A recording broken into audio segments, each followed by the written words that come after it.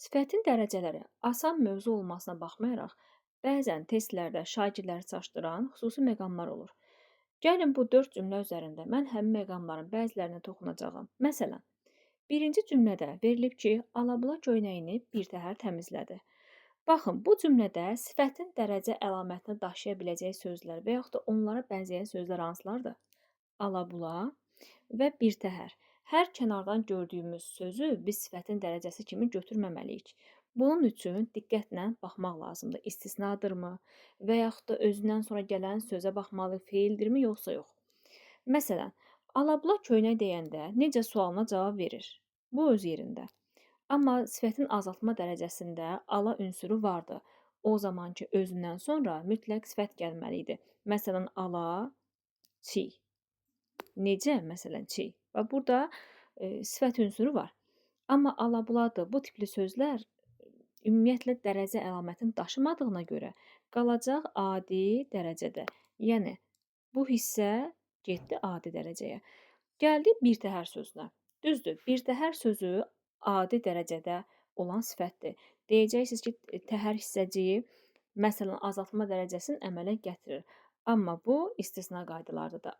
Bəzən isə baxın bu cümlədə olduğu kimi birtəhər təmizləmək feilin izah etdiyinə görə bu artıq zərf sayılacaq. Ümumiyyətlə sifət sayılmayacaq.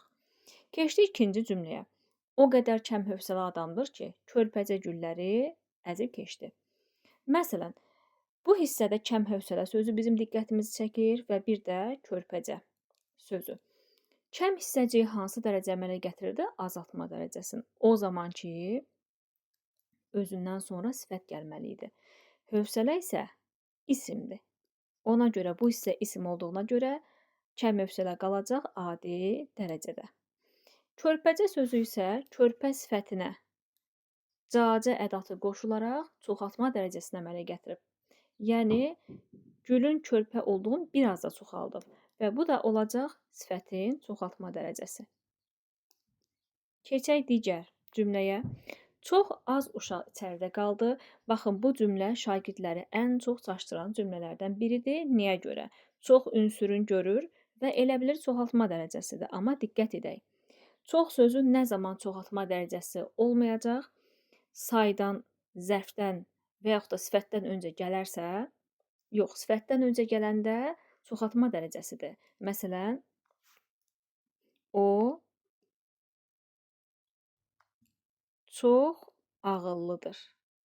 Məsələn, o çox ağıllıdır deyəndə ağıllı sifətdir. Xəbərli funksiyasında işlənib, amma ağıllı olmağı daha da çoxaltmışıq. Deməli, bu olub çoxaltma dərəcəsini əmələ gətirən ədat.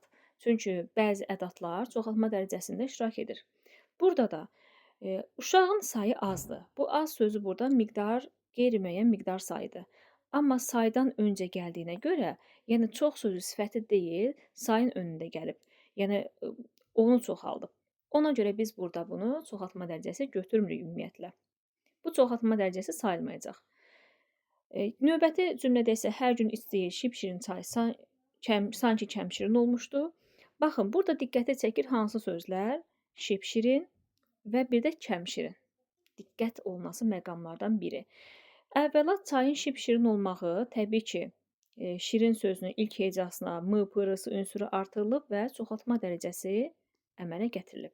Bu oldu çoxaltma dərəcəsi. Amma əksər şagirdlər kəmşirin sözün azaltma dərəcəsini götürürlər, amma bir şeyi unudurlar. O da nədir? Əgər bu tipli sözlər nə olsun ki, sifətin azaltma və yaxud da çoxaltma dərəcəsidir. Özündən sonra olmaq etmək feili gəlibsə, bu zaman mürəkkəb feilin tərkibində gedir. Yəni, birinci tərəfi olur sifət, ikinci tərəfi olur olmaq etmək və bu birlikdə olacaq mürəkkəb bir feil. Yəni, ümumiyyətlə azaltma dərəcəsi sayılmayacaq.